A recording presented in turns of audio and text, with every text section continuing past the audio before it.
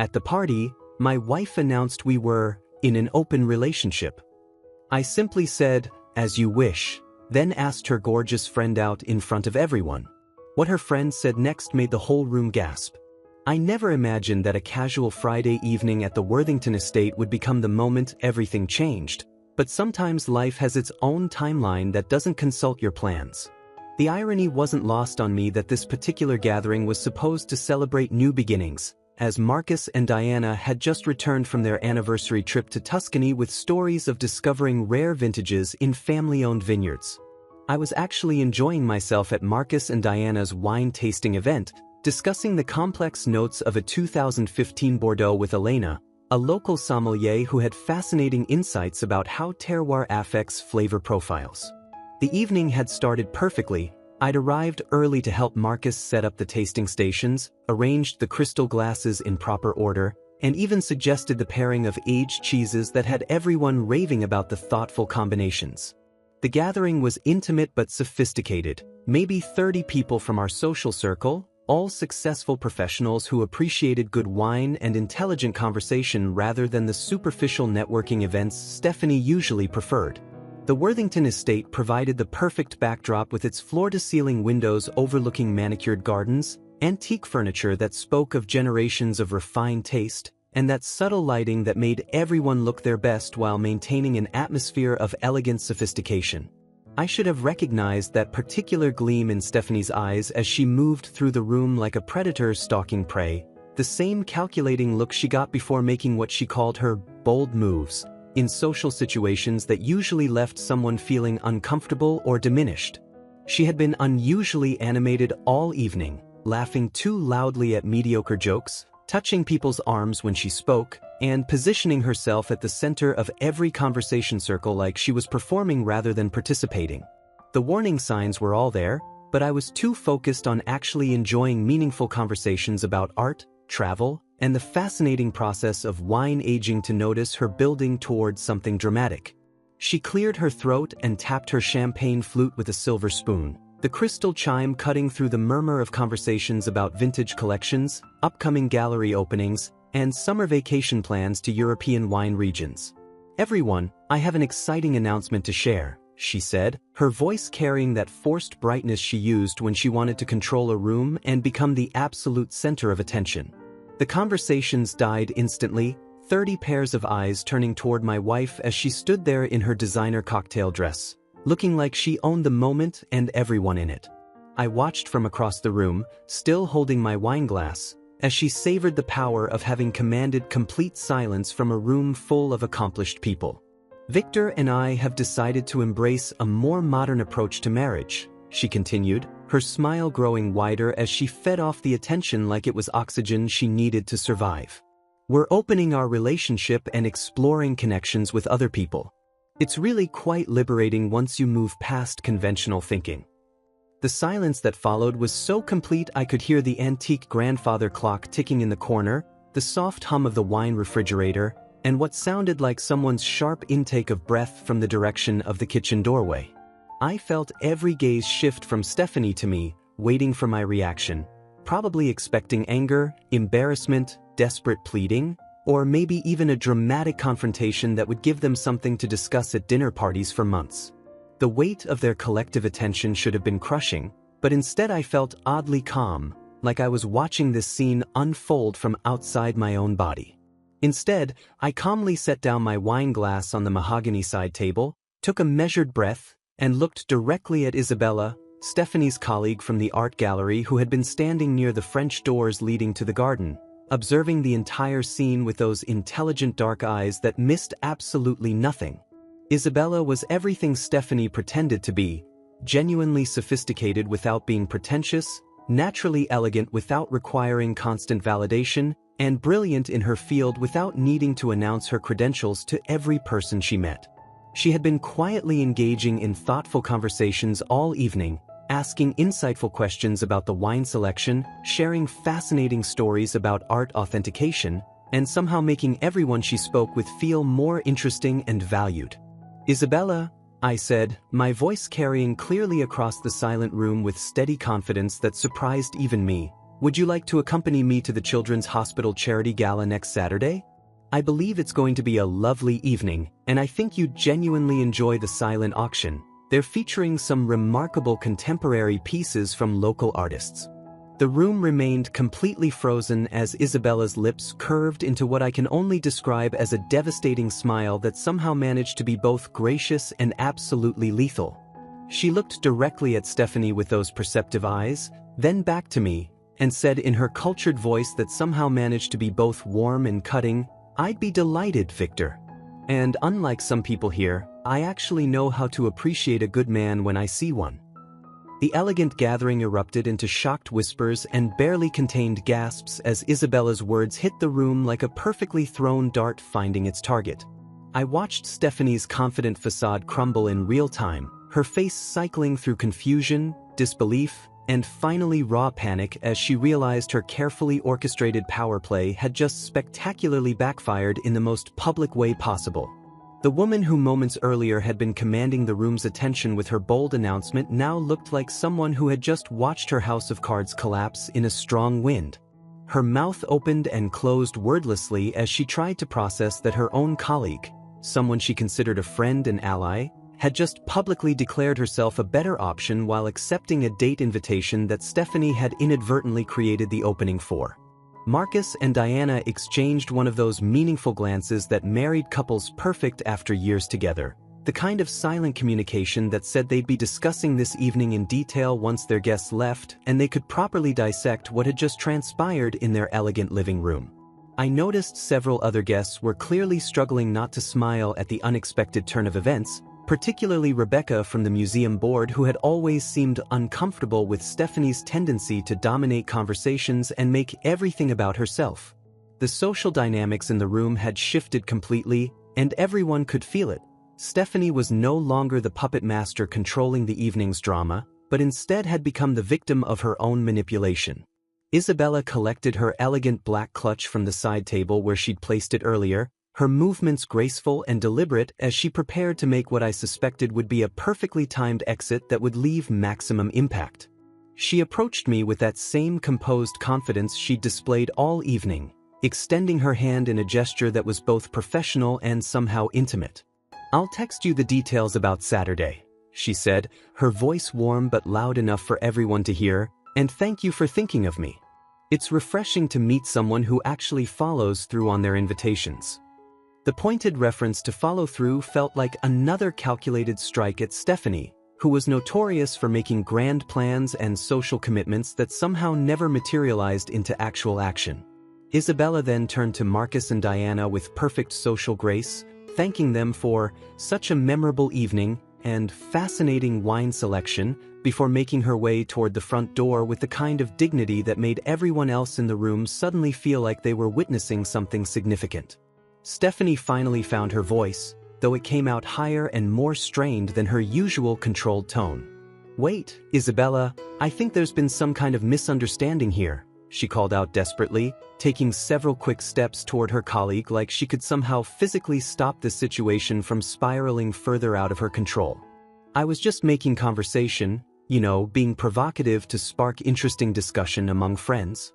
It wasn't serious." The explanation sounded pathetic even to my ears, and I could see from the faces around the room that nobody was buying her sudden attempt to reframe her dramatic announcement as casual party banter. Isabella paused at the doorway, turned back with that devastating smile still in place, and delivered what I knew would be the line people remembered most from this evening. "Oh, I understood perfectly, Stephanie. You announced that Victor was available, and I'm simply accepting that generous offer. After all, you can't be upset about other people showing interest when you've just publicly declared he's on the market." The room fell into that particular kind of silence that follows a perfectly executed verbal knockout punch, and I found myself genuinely impressed by Isabella's ability to turn Stephanie's own words into a trap she couldn't escape from without looking even more foolish than she already did. Outside in the manicured garden of the estate, away from the shocked whispers and uncomfortable stares of our mutual friends, Stephanie frantically tried to convince me that her announcement was just a provocative joke meant to spark interesting conversation among sophisticated people who could appreciate bold social commentary. The moonlight filtering through the ornamental trees cast shadows across her face as she paced back and forth on the stone pathway, her designer heels clicking urgently against the weathered flagstones that had probably witnessed decades of dramatic conversations in this very spot. I stood quietly by the marble fountain, listening to the gentle trickling of water and watching her gesticulate wildly as she attempted to reconstruct her narrative in a way that would somehow make her the victim of a misunderstanding rather than the architect of her own humiliation. "You know, I would never actually want an open relationship," she insisted, her voice taking on that pleading quality she used when she realized her usual manipulation tactics weren't working. "I was just testing the waters, seeing how people would react to a controversial topic. You know how these wine tasting events can get boring with the same old conversations about vintage years and tasting notes."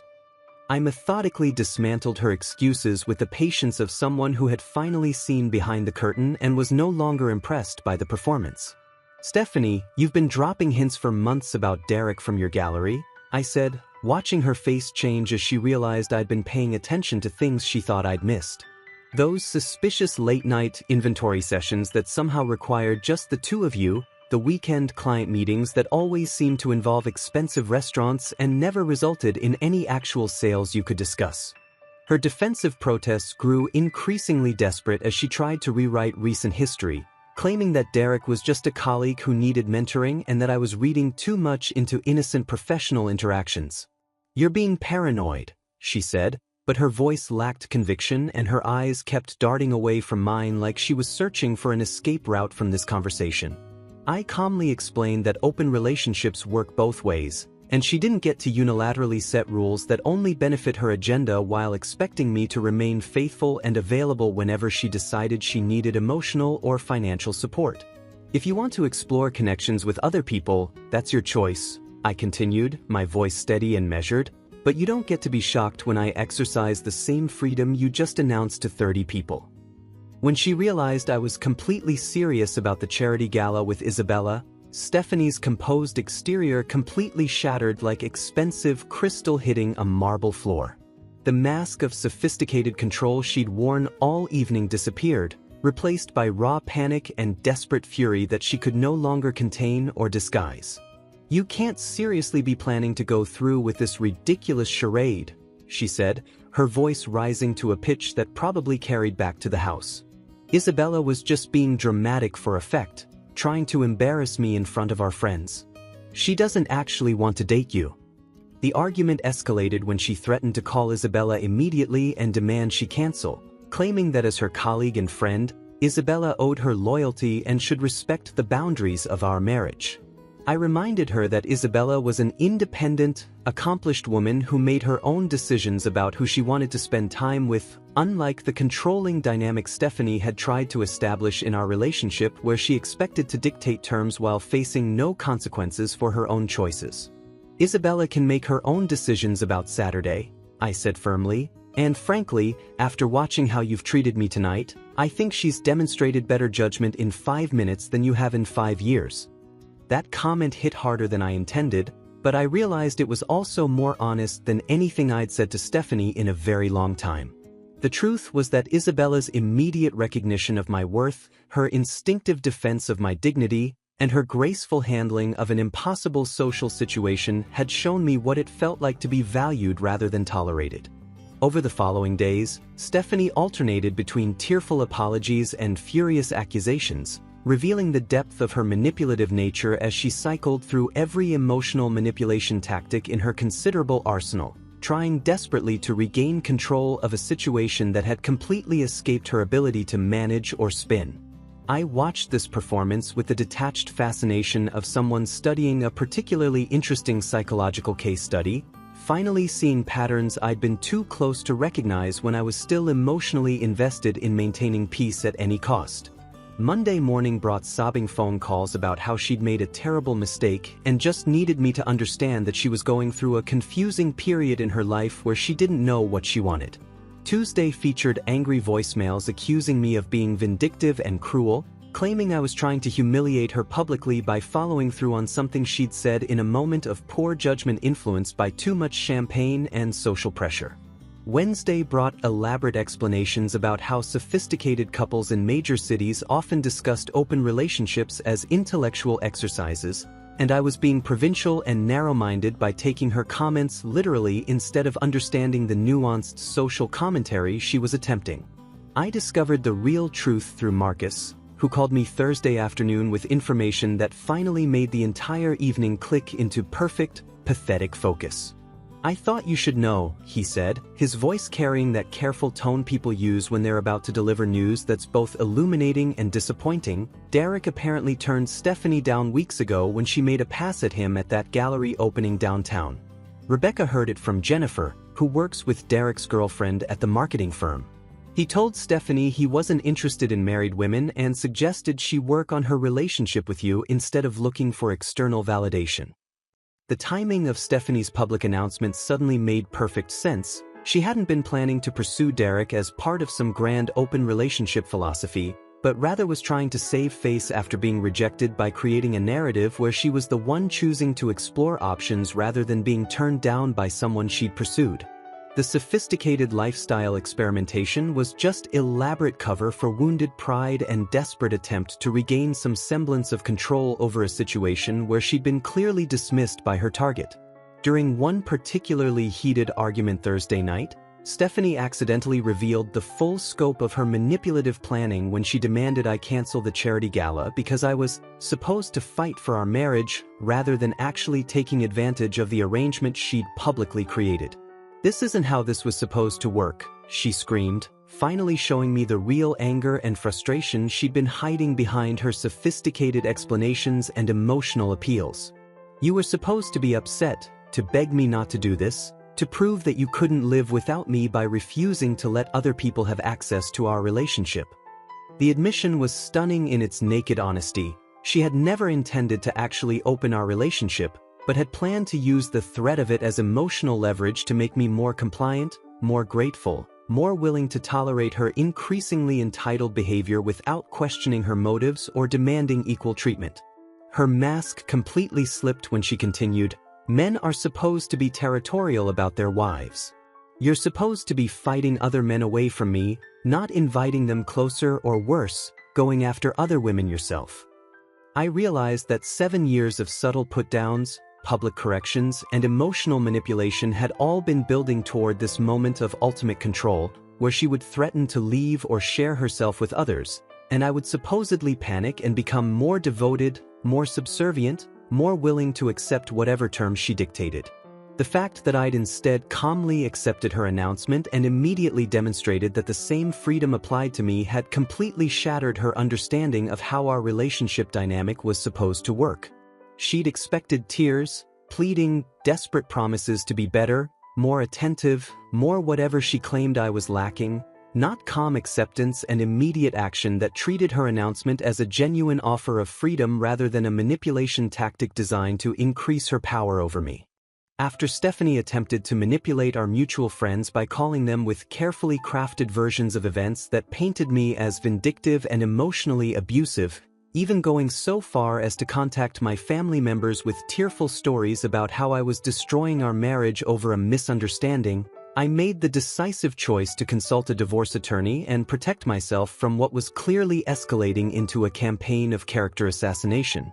The phone calls to my parents were particularly calculating. She knew exactly which emotional buttons to push, describing herself as a confused woman who'd made a social mistake and was now being punished by a husband who refused to forgive or work on their relationship. She painted my decision to attend the charity gala with Isabella as evidence of my unwillingness to fight for our marriage, conveniently omitting the context that she'd publicly announced our open relationship status to 30 people without any prior discussion or consent from me. My mother called me Sunday morning, clearly upset and confused by Stephanie's version of events, asking why I was being so harsh with someone who was obviously struggling and just needed compassion and understanding to work through whatever issues had led to her poor judgment at the wine tasting. I spent an hour explaining the full context of what had actually happened, including Stephanie's months of suspicious behavior with Derek and her admission that the entire announcement had been designed as emotional manipulation rather than genuine relationship exploration. The revelation that Stephanie had been actively pursuing another man while simultaneously trying to make me feel guilty for accepting her public declaration of openness finally helped my family understand why I was no longer willing to participate in what had become a fundamentally dishonest relationship built on manipulation and control rather than mutual respect and genuine partnership. The revelation that I'd already filed preliminary paperwork with Patricia Blackwood, one of the city's most respected family law attorneys, sent Stephanie into complete panic mode as she realized her power play had cost her everything she actually wanted to keep: the financial security, social status, and comfortable lifestyle that came with being married to someone who'd been willing to tolerate her increasingly entitled behavior in exchange for what I'd mistakenly believed was love and partnership.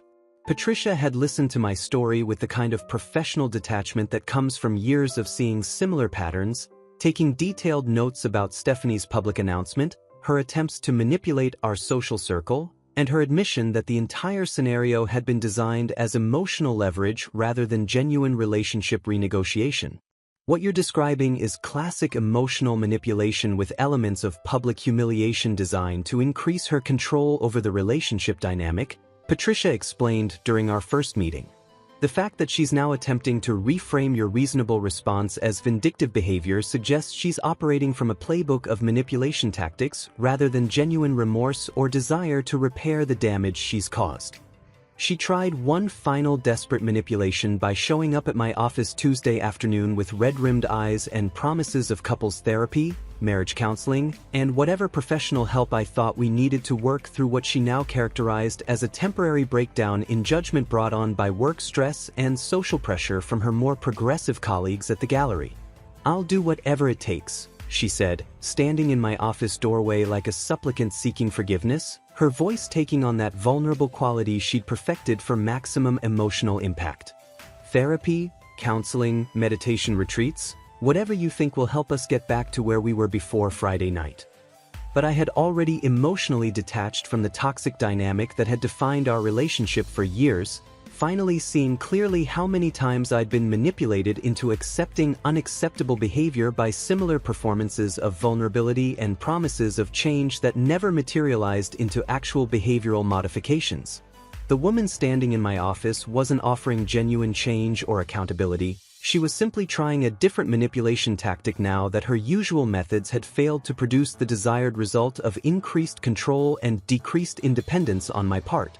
Their friends began reaching out privately to express relief rather than surprise, revealing that they'd witnessed years of Stephanie's condescending treatment, public corrections, and subtle undermining of my confidence, but hadn't known how to address the obvious problems without creating social drama or choosing sides in what appeared to be relationship dynamics that I was willingly accepting. Marcus confided that he and Diana had discussed multiple times how uncomfortable they felt watching Stephanie belittle my opinions during dinner parties, interrupt my stories to offer her own versions, and generally treat me like an accessory to her social performance rather than an equal partner in our marriage. The divorce proceedings moved swiftly due to our prenuptial agreement and lack of children, with Stephanie's attempts at vindictive litigation backfiring spectacularly when her own behavior became the primary focus of depositions and her lawyer quietly advised her to accept the settlement terms rather than risk having her manipulative tactics exposed in open court proceedings. Patricia had warned me that vindictive spouses often try to drag out divorce proceedings as a final form of control and punishment. But Stephanie's case fell apart when her own attorney realized that her client's story kept changing and that we had documented evidence of her public announcement, her attempts to manipulate mutual friends, and her admission that the entire scenario had been designed as emotional leverage rather than genuine relationship renegotiation. Even Stephanie's own sister called to apologize for not speaking up sooner about the obvious problems she'd observed over the years, admitting that the family had been waiting for me to finally stand up for myself and that they'd grown increasingly uncomfortable watching Stephanie's treatment of me during family gatherings. "We all saw how she talked to you," Jennifer said during our phone conversation, her voice heavy with regret and genuine concern. "The way she'd correct you in front of everyone, dismiss your opinions, make those little cutting comments that were supposed to be jokes but never felt funny. Mom and I talked about it constantly, but we didn't know how to say anything without making things worse for you." I attended the charity gala with Isabella, and our evening together revealed a natural chemistry and mutual respect that highlighted everything missing from my marriage in ways that were both illuminating and honestly quite healing after years of walking on eggshells around someone who seemed to find fault with everything I did or said. Isabella was the kind of woman who asked thoughtful questions about my work, listened to my answers without interrupting to insert her own experiences, and somehow made me feel like my thoughts and opinions actually mattered to someone other than myself. The silent auction featured some remarkable pieces from local artists, and Isabella's expertise in art curation made the evening genuinely educational and entertaining rather than just another social obligation where I'd spend the night managing someone else's mood and social performance. "You seem different than you did at the wine tasting," she observed as we examined a fascinating mixed media piece that incorporated vintage photography with contemporary sculptural elements. "More relaxed, more yourself. Less like you're constantly calculating how your words might be received or misinterpreted." Her observation was startlingly accurate. I had been unconsciously monitoring my own behavior for years, trying to anticipate Stephanie's reactions and adjust my natural responses to avoid triggering her criticism, corrections, or public embarrassment techniques.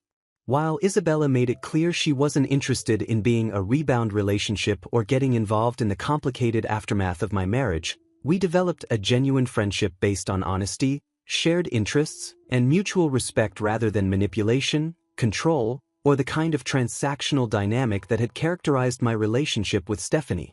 "I think you need time to rediscover who you are when you're not constantly defending yourself or trying to manage someone else's emotional volatility," she said with the kind of direct honesty that I'd forgotten could exist in relationships with women. "You're obviously a thoughtful, intelligent man, but you seem surprised when people treat you with basic respect and consideration." 6 months after the wine tasting incident, I ran into several people from that evening who mentioned they weren't surprised by the divorce outcome and that most of our social circle had been privately hoping I'd eventually recognize what everyone else could see clearly. Rebecca from the museum board actually thanked me for finally standing up to Stephanie's behavior, saying that watching her public humiliation of me had made everyone uncomfortable but that no one knew how to address it without creating additional drama or putting me in an even more difficult position with someone who was clearly skilled at emotional manipulation and social control. 1 year later, I attended another wine tasting at the same Worthington estate where everything began. But this time I was genuinely relaxed and enjoying meaningful conversations without the constant undercurrent of anxiety about managing someone else's mood, image, or social performance that had characterized my previous visits to social gatherings. The irony wasn't lost on me that Marcus and Diana had specifically invited me back to what had become an annual tradition, and several people mentioned how much more comfortable and confident I seemed compared to the tense, hypervigilant person they'd observed during my marriage. I could actually focus on the wine, engage in authentic conversations about art and travel, and express my opinions without mentally calculating whether my words would trigger criticism, public correction, or some form of social punishment designed to keep me in line and maintain someone else's sense of control over our relationship dynamic. Isabella was there with her new boyfriend, James, a fellow art curator who specialized in contemporary sculptures and had recently returned from a research sabbatical in Italy studying Renaissance restoration techniques.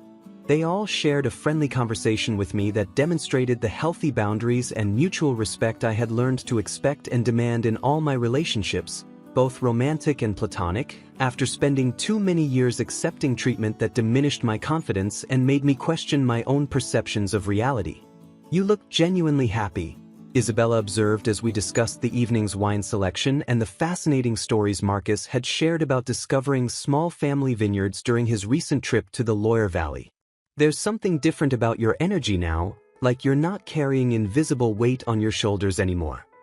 When someone mentioned Stephanie's recent move to San Francisco for what they described as a fresh start and new career opportunities at a gallery that specialized in modern installations, I realized I felt nothing but genuine indifference toward my former wife's life choices and whatever narrative she was constructing about her reasons for leaving the city where she'd built her professional reputation.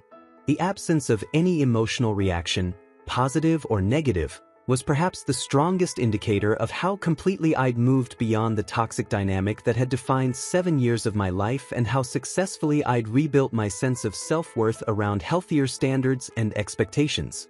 I had learned to value partners who built me up rather than systematically tore me down, who supported my goals rather than undermining my confidence, and who treated our relationship as a genuine partnership rather than an opportunity for one person to maintain control over another through emotional manipulation, public humiliation, and carefully orchestrated campaigns designed to keep me grateful for any attention or affection I received.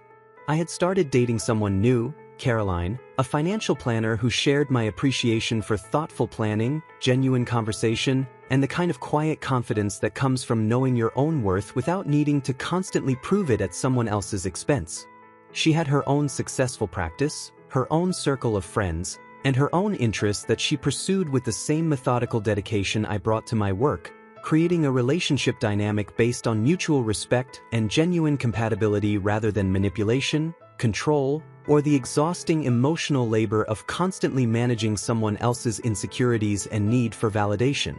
Reflecting on that pivotal evening at the wine tasting, I recognized that Stephanie's attempt to publicly humiliate me and establish dominance through her calculated announcement had actually liberated me from a relationship that was slowly eroding my confidence, self-respect, and ability to recognize healthy relationship dynamics when I encountered them. I wouldn't change a single detail of how events unfolded that Friday night, because they led me to discover my own worth, establish better standards for how I deserve to be treated, and ultimately find genuine happiness with someone who appreciated my character rather than seeing me as a resource to be exploited or a target for their own emotional manipulation. The wine tasting that had begun as Stephanie's attempt to control and humiliate me had become the catalyst for the best decision I'd ever made, choosing to value myself enough to walk away from someone who saw my dedication and loyalty as weaknesses to be exploited rather than qualities to be treasured and reciprocated in a genuine partnership built on mutual respect and authentic love.